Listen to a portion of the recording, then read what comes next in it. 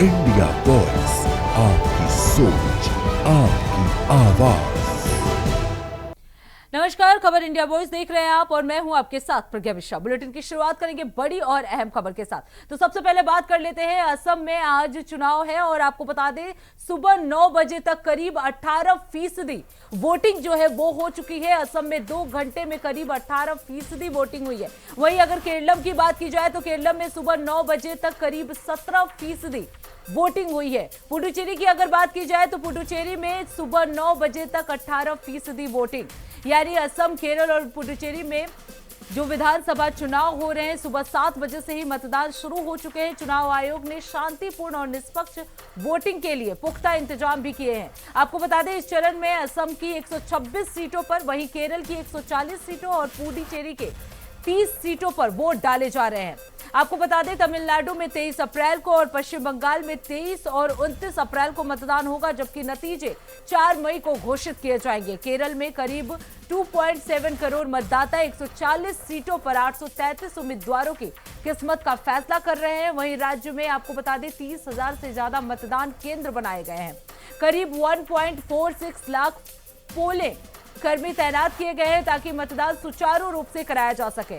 आपको बता दें असम में 2.5 करोड़ से अधिक मतदाता 722 उम्मीदवारों के लिए वोट डाल रहे हैं, जहां व्यापक सुरक्षा के इंतजाम के साथ ही हजारों मतदान केंद्रों पर वेब कास्टिंग की व्यवस्था भी की गई है। वहीं पुडुचेरी में 10 लाख से ज्यादा मतदाता 30 सीटों के लिए मतदान कर रहे हैं, जहां 1099 पोलिंग स्टेशन बनाए गए हैं, जिनमें से 200 से ज्यादा संवेदनशील श्रेणी में हैं। तीनों राज्यों में सुरक्षा के कड़े इंतजाम किए गए हैं और बड़ी संख्या में सुरक्षा बल और चुनाव कर्मी जो है वो तैनात है ताकि वोटिंग पूरी तरह से शांतिपूर्ण और निष्पक्ष तरीके से संपन्न हो सके। तो आपको बता दें 3 राज्यों में असम, पुडुचेरी और केरलम में आज विधानसभा चुनाव के लिए इलेक्शन चुनाव हो रहे हैं और आपको बता दें सुबह 9 बजे तक करीब 18% वोटिंग हो चुकी है। असम में 2 घंटे में करीब 18% वोटिंग हुई है। वहीं आपको बता दें केरलम में भी 17% वोटिंग जो है वो सुबह के 9 बजे तक हो चुकी है। तो पुडुचेरी में भी 9 बजे तक करीब 18%, यानी लगभग सुबह 9 बजे तक 18% वोटिंग जो है वो तीनों राज्यों में हो चुकी है। ये तस्वीरें टीवी स्क्रीन पर आपको हम दिखा रहे हैं। जोरहाट की है, गुवाहाटी की है, सिलचर की, ये 3 तस्वीरें आप टीवी स्क्रीन पर देख सकते हैं। सुबह से ही कतारों में लोग लगे हुए हैं। काफी उत्साह जो है वहां की जनता में दिख रहा है। भारी संख्या में पब्लिक जो है सुबह से ही वोट करने के लिए अपने पोलिंग क्षेत्र पे पहुंच रहे हैं। तो सुबह पुडुचेरी में 9 बजे तक 18% तक वोटिंग हो चुकी है। तो वोटिंग परसेंटेज की अगर बात की जाए तो हम देख सकते हैं कि 2 घंटे के अंदर 18% वोटिंग जो है वो हो चुकी है। चाहे पुडुचेरी की बात की जाए, चाहे तमिलनाडु, चाहे असम की बात की जाए या केरलम की बात की जाए, इन तीनों जगहों पर लगभग 18% वोटिंग जो है वो हो चुकी है। सुबह 9 बजे तक की अगर स्थिति की बात की जाए तो 18% वोटिंग हो चुकी है। तस्वीरों में आप देख सकते हैं असम में 2 घंटे में करीब 18% वोटिंग, वहीं केरलम में 17% वोटिंग 9 बजे तक हो चुकी है। लंबी लंबी कतारों में लोग नजर आ रहे हैं। सुबह से ही जनता जो है वो वोट करने के लिए पहुंच रही है। तो इन 3 राज्यों में विधानसभा चुनाव हो रहे हैं।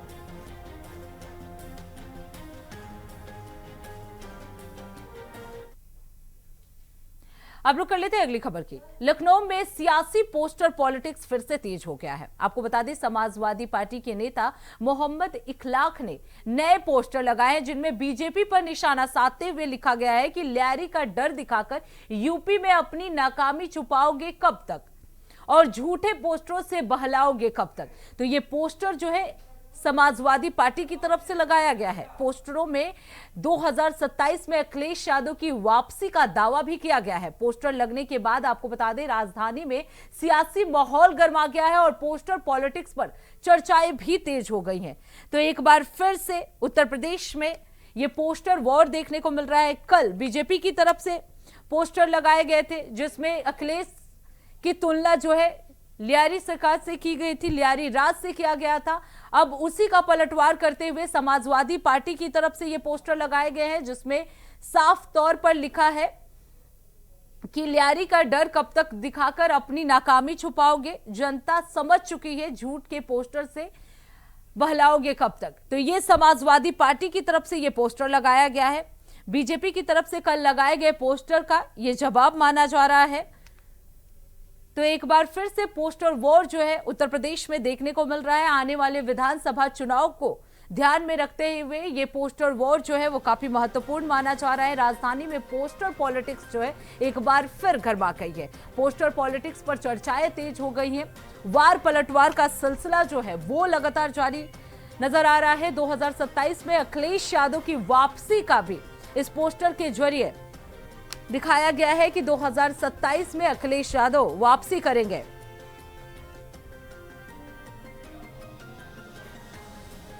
तो आपको बता दें एक बार फिर से राजधानी में पोस्टर पॉलिटिक्स जो है वो तेज हो गई है। समाजवादी पार्टी ने बीजेपी पर निशाना साधते हुए एक पोस्टर लगाया है जिसमें वो बीजेपी सरकार पर निशाना साधते हुए नजर आ रही है। तो आपको बता दें 2027 में विधानसभा चुनाव होने वाले हैं उत्तर प्रदेश में, और उससे पहले ये पोस्टर वॉर जो है वो राजधानी में देखने को मिल रहा है। वार पलटवार का सिलसिला जो है वो जारी हो गया है। राजधानी में एक बार फिर पोस्टर पॉलिटिक्स देखने को मिल रही है।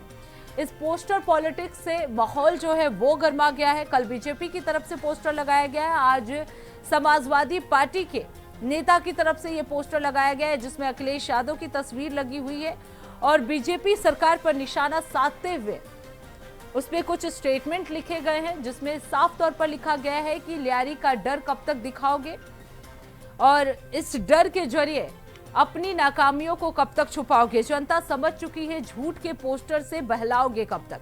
तो इस तरह के स्टेटमेंट जो है वो पोस्टर में लिखे हुए हैं। तो राजधानी में पोस्टर पॉलिटिक्स एक बार फिर से देखने को मिल रहा है।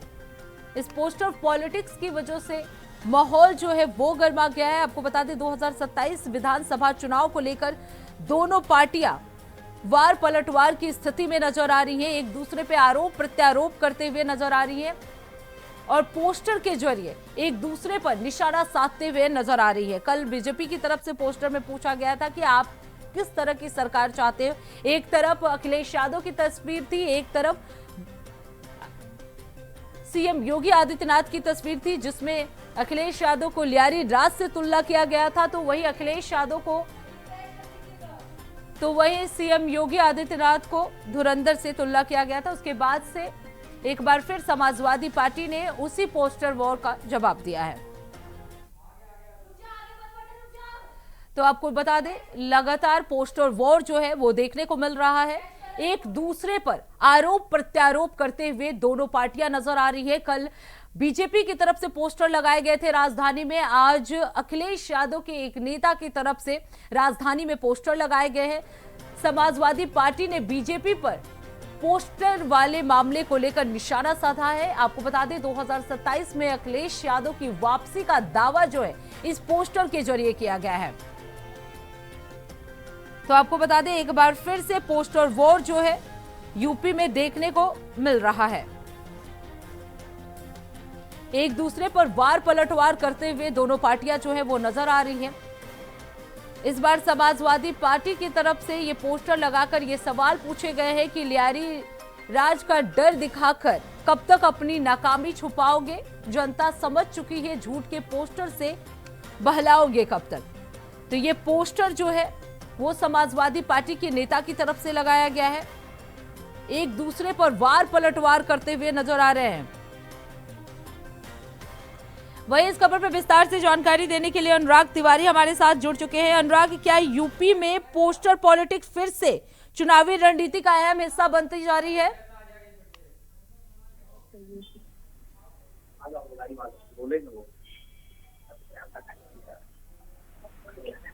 अनुराग, आपको मेरी आवाज आ रही है?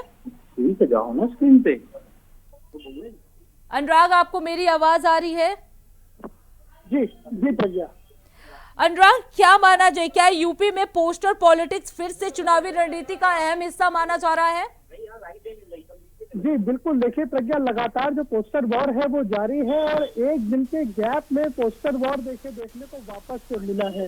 लगातार पोस्टर वॉर जो है वो चल रही है। पोस्टर वॉर की अगर बात करूं तो पहले देखिए न्यारी राज से जोड़ करके पोस्टर लगाए गए, धुरंधर के पोस्टर लगाए गए, मुख्यमंत्री को धुरंधर का रूप दिखाया गया और शाम को ही पूजा शुक्ला जो कि समाजवादी पार्टी की नेता है वो धुआंधार करके जो है वो पोस्टर लगा देती है।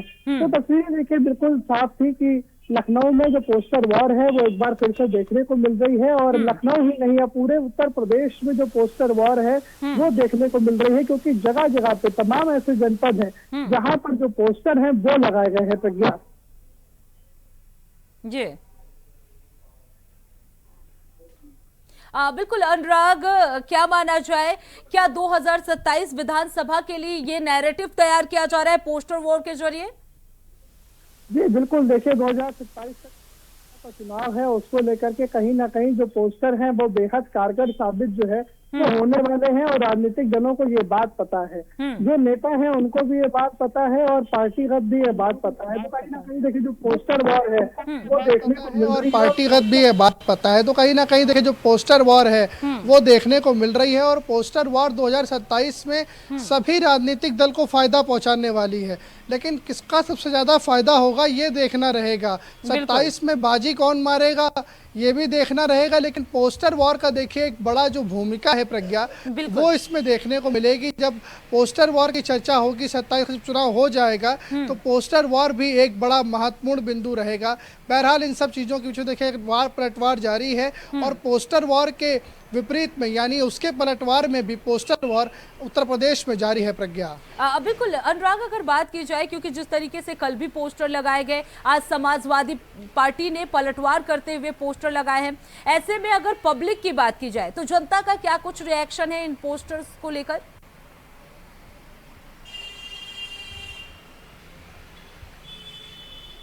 जी बिल्कुल, देखिए प्रज्ञा, जब पोस्टर लगाए गए शहर के तमाम बड़े चौराहों पर, तमाम ऐसी जगहों पे जहां पे बड़ी मात्रा में जो लोग हैं भारी संख्या में वहां से गुजरते हैं, तो एक बार फिर से देखिए जनता के बीच में जो चर्चा का विषय है ये पोस्टर बने हुए हैं और यहीं से चर्चा 27 के चुनाव की भी हो रही है।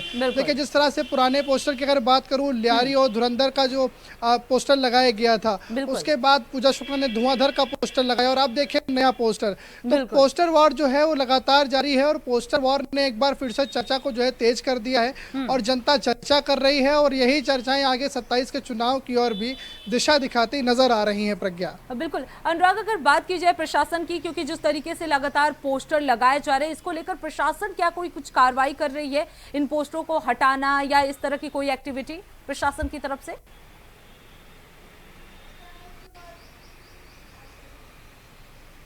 जी प्रज्ञा, बिल्कुल, देखिए जो पोस्टर लगाए गए हैं वो पोस्टर कुछ समय के लिए ही वहां पर रख पा रहे हैं जो प्रमुखतम चौराहे हैं। उसके बाद में जो नगर निगम की टीम है, पुलिस विभाग की टीम है, वो वहां पहुंचती है और बहुत जल्द वहां से उस पोस्टर को हटा देती है। तो देखिए पोस्टर वॉर जारी है, लेकिन प्रशासन भी अलर्ट मोड में है और लगातार गश्त भी की जा रही है। यदि कोई व्यक्ति पोस्टर लगाते भी पकड़ा जाएगा तो वहीं से उसको हटा दिया जाएगा, यानी पोस्टर लगने ही नहीं दिया जा रहा है। तो देखिए इस तरह की चीजें जो है प्रशासन अलर्ट मोड पे कर रहा है और प्रशासनिक तौर की अगर हम बात करें तो लगातार जो पुलिस की टीम है वो पेट्रोलिंग कर रही है कि कहीं कोई पोस्टर अगर लग रहा हो तो उसको देखा जाए और अगर लग चुका है तो उसे जल्द से जल्द हटाया जाए। बिल्कुल बिल्कुल अनुराग, अब देखना होगा कि इस पोस्टर वॉर का इफेक्ट जो है वो इलेक्शन पर क्या कुछ पड़ता है। बहुत बहुत धन्यवाद अनुराग इस खबर पर विस्तार से जानकारी देने के लिए। अब रुक कर लेते हैं अगली खबर की। खबर रायपुर से है, जहां छत्तीसगढ़ में कांग्रेस प्रदेश अध्यक्ष दीपक बैज ने राज्य सरकार पर तीखा हमला बोला है। उन्होंने प्रशासनिक तनाव, उर्वरक की कमी, कथित घोटालों और शासन के मुद्दों पर सरकार को विफल बताया। बैज ने आरोप लगाया कि सरकार इन समस्याओं को लेकर निष्क्रिय बनी हुई है, जिससे आम जनता प्रभावित हो रही है। और क्या कुछ कहा, चलिए आपको सुनवाते हैं। तो सवाल नहीं, तनाव तो रहना है, लेकिन कहीं न कहीं पूरे छत्तीसगढ़ में काम तो कहीं हो नहीं रहा है। पूरी सरकार टाइम पास कर रही है और प्रशासनिक दबाव इतना ज़्यादा है कि अधिकारियां परेशान हैं। तो सवाल नहीं, तनाव तो रहना है, लेकिन कहीं न कहीं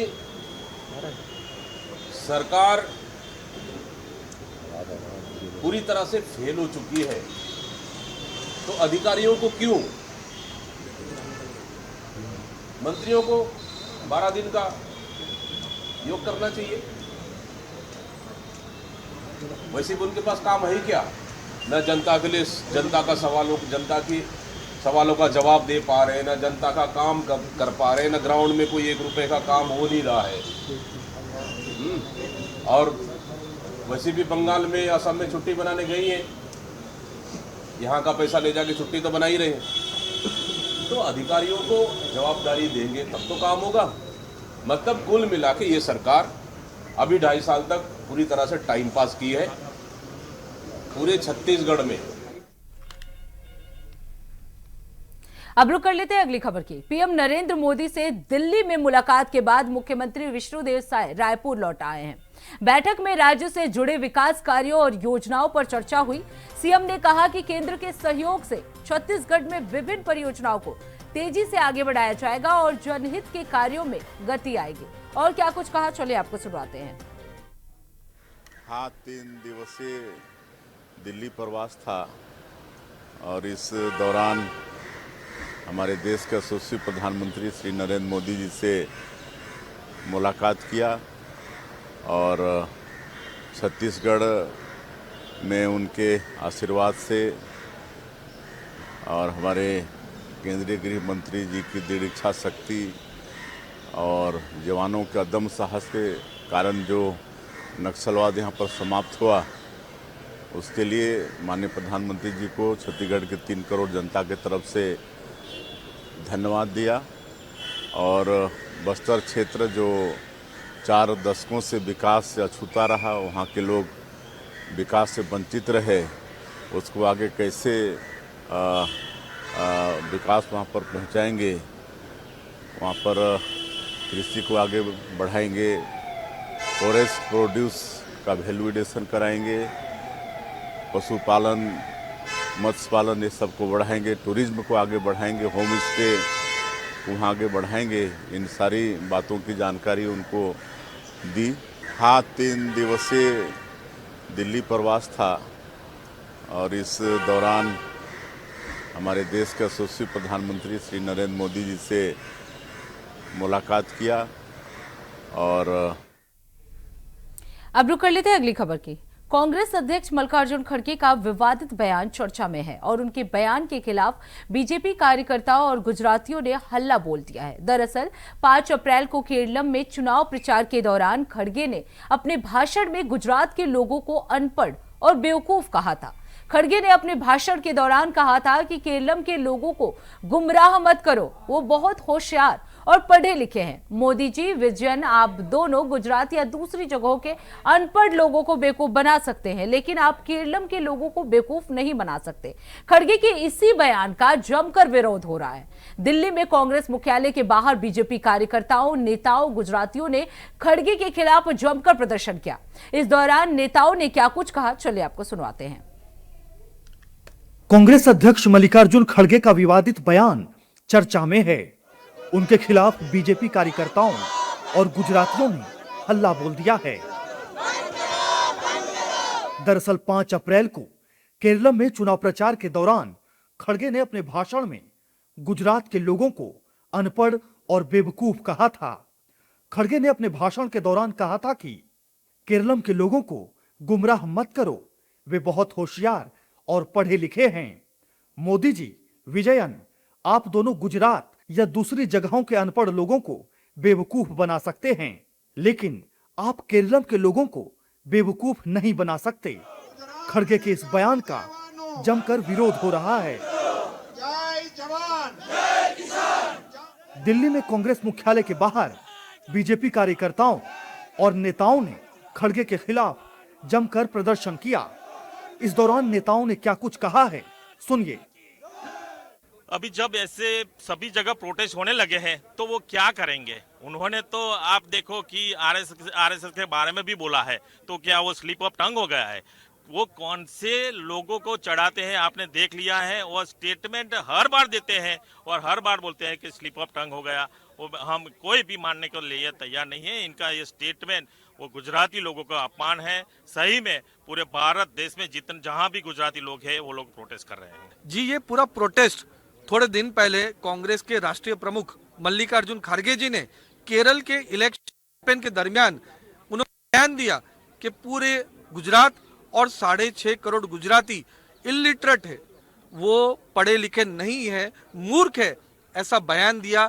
इसीलिए पूरे गुजरात में क्रोध है, आक्रोश है, पूरे गुजरात में ऐसे रैली हो रही है। और ऐसे ही दिल्ली के अंदर जो गुजराती समाज है उसमें भी आक्रोश है। चाहे दिल्ली के गुजराती समाज गुजरात के बाहर रहते हो, लेकिन उनके दिल में, उनके मन में गुजरात के लिए इतनी ही भावना आज भी है। तो वो ही विरोध पूरा दिखाने के लिए आज हम कांग्रेस के जो कार्यालय है जमा हुए हैं। और ये पहली बार नहीं है, जैसे आपने कहा, थोड़े साल पहले राहुल गांधी ने भी आसाम में ऐसा कहा था कि 6 करोड़ गुजराती स्कैमस्टर है। वैसे ही जब उत्तर प्रदेश का इलेक्शन था तब अखिलेश यादव और राहुल गांधी ने कहा कि गुजराती गधे है, डोंकी है। और वैसे ही पीएम सांसद ने भी कहा है कि आजादी के योगदान में किसी भी गुजराती का अहम रोल नहीं है। ये दिखाता है कि कांग्रेस और विपक्ष के दिल में हमारे गुजरात और गुजराती के लिए कितने मन में उनका खराब पूरा फीलिंग है। और ये इसीलिए क्योंकि 30 साल से लास्ट गुजरात में भारतीय जनता पार्टी की सरकार बार बार लोग चुन के भेज रहे हैं।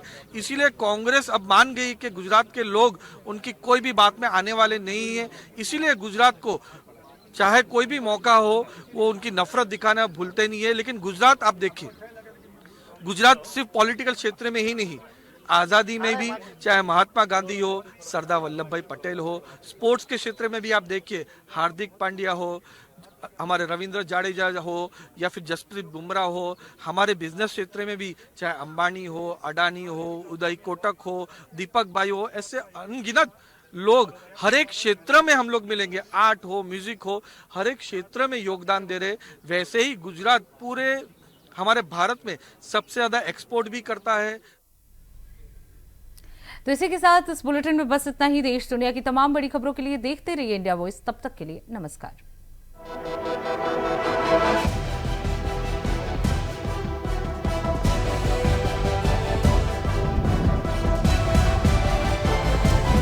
इंडिया वॉइस, आपकी सोच, आपकी आवाज।